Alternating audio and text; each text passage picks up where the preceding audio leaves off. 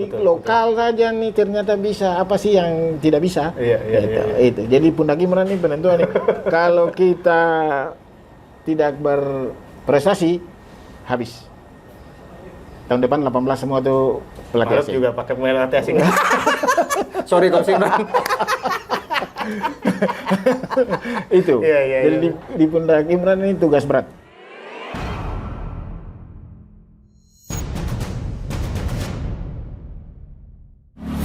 Kemudian Pak Doni, musim ini ada perubahan regulasi tentang jumlah pemain asing. Semakin banyak ya. Kemudian ya sempat pro kontra lah di masyarakat, di klub-klub Liga 1 sendiri juga. Ini kalau Maluku United sendiri tanggapannya bagaimana untuk regulasi ini? Kalau tujuan jangka pendek ya, karena memang ada efek nih. Ada efek kita kemarin prestasi timnas senior naik nih. Penonton bergairah. Gairah sepak bola itu betul-betul terasa. Itu untuk target. Tapi untuk target jangka panjang, sebaiknya dibina di akademi. Kita memfokuskan proses pembinaan lokal untuk ciptakan pemain. Tapi sambil jalan, kalau memang ini ide, ya ini target jangka pendek begini bagusnya. Karena ada hasil nih. Iya betul. Ya, kan kelihatan. Ya. Kita bisa lolos kualifikasi ketiga Piala Dunia, itu Piala Asia segala macam ya. Jadi kalau target jangka pendek ya, tapi kalau target jangka panjang sebaiknya kita perkuat fondasi kita di dalam dengan memperbaiki sistem pembinaan sepak bola usia muda. Iya, terutama Liga Junior ya, Pak Doni harus tetap di ini ya. Gairahkan. Iya. Kemudian Pak Doni ini kan Malut agresif banget nih di bursa transfer ya. Pemain asing ada 7 ya, Pak Doni. Kemudian ya ada Yakob Yanca, ada Manahati juga. Itu apakah menurut Pak Doni kalau klub promosi itu memang harus seperti itu, Pak Doni? Benar-benar kita tahu merombak skuad nih Maluku United. Mungkin hampir 20 pemain dilepas dari 18-19 kita lepas. Iya, dari klub dari tim musim lalu. Apakah memang harus seperti itu? Ya memang itu efek dominonya. Falsafah pendapat dari dua coach kita itu, satu tim yang sama itu tidak bisa berkompetisi di dua kompetisi yang levelnya beda. Dengan strategi juga yang beda. Jadi dasar itulah kita rombak jor-joran itu harus, karena nggak bisa dengan skuad lama itu kita naik kelas di Liga 1 loh kita. Jadi kalau bilang kita mempersiapkan tim, ya itu memang efek domino dari keikutsertaan di Liga 1. Nggak bisa lagi kita bertahan dengan pemain-pemain yang lain. Begitu. Padahal kalau saya lihat kan musim kemarin di Liga 2 yang back Korea itu kayaknya keren banget. Jose Wilson juga cetak gol banyak banget. Ternyata belum cukup ya pada versi itu teknis, versi dari coach harus kita upgrade. Upgrade. Kemudian Pak Doni, ini kan Maluku Utara tuh dikenal sebagai produsen pesepak bola bagus lah di negara kita, bahkan beberapa menjadi legenda tim nasional Indonesia. Kemudian visi Maluku United sendiri sebagai representasi Provinsi Maluku ini untuk mengembangkan bakat lokal sampai menjadi bintang tim nasional itu seperti jadi tujuan yang tadi saya bilang tadi, tujuan dasar awal yang sederhana itu menyenangkan hati orang-orang utara, orang hiburan. Mereka bisa karena di sana itu ada prinsip agama nomor 1, sepak bola nomor 2. Bagaimana kalau tidak ada yang klub di sana? 17 tahun lalu itu Persiter terakhir. Nah, kita hadir, kita mau rubah ini kiblat sepak bola juga harus dari timur tuh, dari selama ini kan ada PSM, ada Persipura, kiblat juga harus balik. Maluku United hadir untuk itu. Kita fasilitasi. Ada klub, syarat lisensi harus punya akademi, ya itu kita bawa yang usia muda tuh di luar. Ini owner punya tujuan. Kita kasih makan di luar, mereka akan kalau lolos menjadi pemain yang baik, mereka akan memperkuat timnas. Ya pastinya juga yang banyak pemain-pemain asli Maluku yang sekarang ada di tim, mungkin bagian dari strategi itu juga ya Pak Doni. Ada Ilham, ada Freds, ada Manahati juga. Ini wadah. Karena mereka dulu terpencar-pencar tuh. Iya, betul. Anak-anak Maluku Utara itu terpencar, tidak ada wadah. Iya, iya. Kita sediakan wadah, mereka jadi satu. Di sini mereka bisa optimal. Kalau jadi baik dilirik timnas. Dan pastinya juga memotivasi anak-anak Di bawah. Maluku Utara sendiri ya. Itu.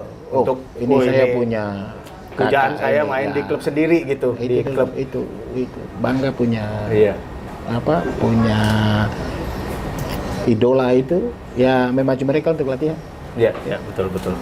Kemudian Pak Doni, kesiapan Maluku United untuk mempersiapkan tim-tim Elite Pro Academy gimana? Nah, itu yang tadi. Iya. Jadi kita lagi seleksi Elite Pro di bawah Dirut yang baru dibentuk Hengki Oba itu. Kita akan siapkan sarana prasarana di Tidore. Iya. Kita ambil dari Maluku juga. Jadi sudah ada sama dengan orang-orang yang mengatur sepak bola di sana, tapi persentase 65-35 lah ya, Maluku dan Maluku Utara. Yeah. Kita akan bikin Elite Pro-nya di Tidore dengan pelatih-pelatih yang mantan-mantan pemain mempergunakan orang-orang di Maluku Utara yang mantan-mantan pemain itu, kita kasih lisensi supaya bisa jadi pelatih di Elite Pro.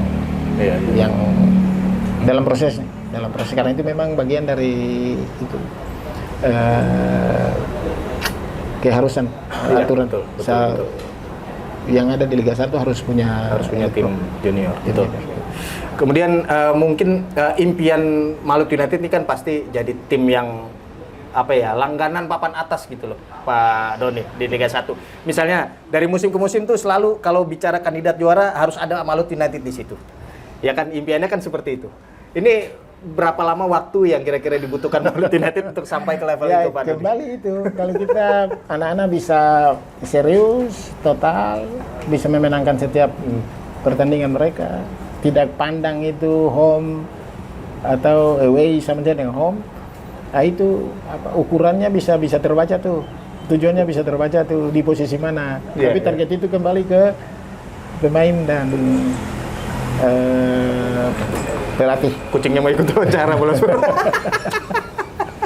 Itu. Jadi memenangkan setiap pertandingan 3 poin, ada imbalannya, ada bonus. Itu menjadi ukuran tuh di mana posisi kalian terakhir kalau kalian mau ambil cara itu. Jalannya harus habis-habisan, harus mati-matian. Harus mati-matian di lapangan. Ya. Kemudian Pak Doni, ya musim lalu kita sudah melihat bagaimana Maluku United sebetulnya tidak bermain di kandang sendiri, main di Jakarta ya, lebih banyak main di Jakarta. Kemudian kan di Liga 1 musim ini juga di bulan-bulan pertama barangkali Maluku United masih semacam dalam tanda kutip tim musafir lah bermain. Tapi kita bisa melihat di fase terakhir Liga 2 kemarin bagaimana supporter datang luar biasa. Ini pasti ada jurus untuk memobilisasi supporter ini. Saya tahu musim kemarin tiket nonton itu digratiskan oleh Maluku United untuk semua penonton.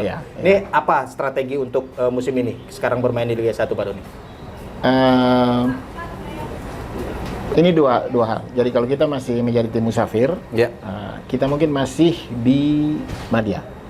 Masih dalam tanda kutip lah, kita masih cari. Tapi hampir pasti di Madia. Cara yang sama kan kita pakai. Nggak mungkin kita ambil tiket dulu. Tapi kalau kita pulang home ke-5, 6 kita sudah main di Kiraha. Ada gambaran gairah itu luar biasa.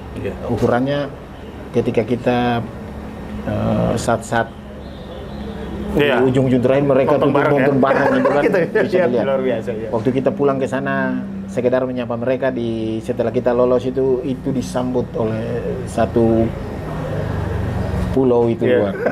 Itu gambaran bagaimana kalau kita pulang, lalu kita home di sana, lalu tim-tim dari Jawa yang main di sana, itu sudah. Tapi kalau sementara di sini mungkin masih gratiskan. Masih gratiskan. Kita belum. Kemudian mungkin terakhir nih Pak Doni, ini saya sendiri juga apresiasi Malut karena semacam memberikan reward kepada Coach Imran setelah sukses membawa tim promosi dari Liga 2 dipertahankan untuk Liga 1. Padahal kita tahu sebagian besar klub memakai pelatih asing. Mungkin hanya beberapa klub yang memakai pemain lokal. Ini Maluku United sendiri sikapnya terhadap penentuan pelatih ini gimana? Jadi kita berkomitmen kita memutuskan untuk tetap mempertahankan Coach Imran. 4 dari 18 tim Betul. pakai Pemain pelatih lokal. Kami sendiri masih percaya sih pelatih lokal karena yang degradasi kemarin juga kan pelatih luar. Iya betul. Kita harus lihat fakta dan data lah. Dan dengan memakai pelatih lokal Coach Imran, di pundak dia nih tanggung jawab besar nih.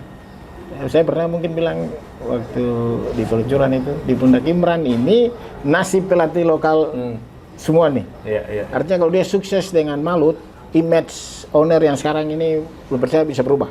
Iya. Besok di kompetisi yang akan datang itu bisa bertambah dari 4 jadi sekian. Iya, Oh, ini lokal saja nih ternyata bisa. Apa sih yang tidak bisa? Iya. Itu. Jadi pundak Imran ini penentuan nih. Kalau kita tidak berprestasi, habis. Tahun depan 18 semua tuh pelatih Malut asing. juga pakai pelatih asing. Sorry Coach Imran. Itu. Iya. Jadi di pundak Imran ini tugas berat. Di belakang dia ini apa yang dia lakukan sekarang dengan Malut ini menjadi penentuan juga untuk pelatih-pelatih lokal yang secara lisensi memenuhi syarat nih. Sudah memenuhi syarat untuk tangani Liga 1 tapi tidak dilirik oleh owner yang lain. Kita masih percaya Imran Nahumaruri. Insya Allah ya Bola Supporter ya, karena musim kemarin juga Coach Imran ini beberapa kali nih Malut United udah hampir cuma seri, hampir kalah tapi di menit terakhir bisa mencetak gol dan menang gitu ya. Mudah-mudahan ini berlanjut di Liga 1 nanti. Pak Doni, terima kasih banyak waktunya. Kemudian semoga sukses di Liga 1 musim ini. Nanti pertandingan pertama akan menghadapi Madura United ya, tanggal 10 ya Pak Doni. Kapan berangkat Pak Doni? Tanggal 7. Tanggal 7 ya. Kita ke Jawa Timur, ke Surabaya. Dan berikutnya mungkin kandang ya di lawan Persebaya ya. Lawan Persebaya hampir pasti di Madia. Iya. Nah, itu Bola Supporter kalau mau lihat aksi Malut United, kalau yang ada di Jakarta sekitarnya silakan ke Stadion Madia. Lawan Persebaya, keren. Pasti keren ya. Pak Doni, terima kasih banyak Bola Supporter. Itu tadi obrolan kita dengan Pak Doni, CEO dari Malut United, klub promosi di Liga 1 yang membawa ambisi besar nih untuk bisa sukses nanti di saat pertama kali ini debut Malut United bermain di kompetisi kasta teratas di Liga Indonesia. Sejarah nih. Iya, ini sebuah pencapaian bersejarah dan tentu saja apalagi supporter Malut United akan mendoakan Malut untuk sukses nanti di Liga 1 ya. Terima kasih Bola Supporter, sampai ketemu lagi di video-video berikutnya. Salam. Terima kasih sudah menonton. Silakan subscribe, like, dan jangan lupa komen di bawah ya Bola Supporter.